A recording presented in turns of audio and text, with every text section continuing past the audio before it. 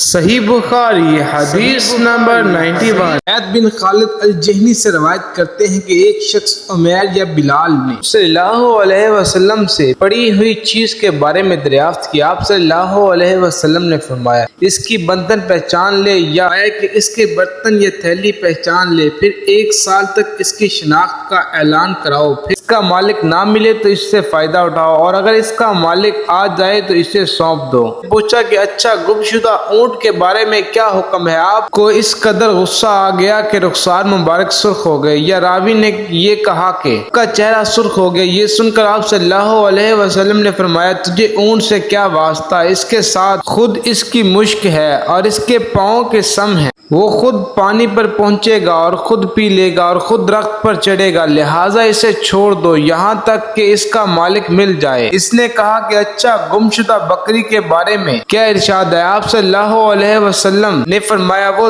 تیری ہے یا تیرے بھائی کی، ورنہ بھیڑیے کی غذا ہے۔ سے عبداللہ بن محمد نے بیان کیا، ان سے ابو عامر العقدی نے سلیمان بن بلال المدینی سے، اور ربیعہ بن ابی عبد الرحمن سے، یزید سے جو من باس کے آزاد کردہ تھے۔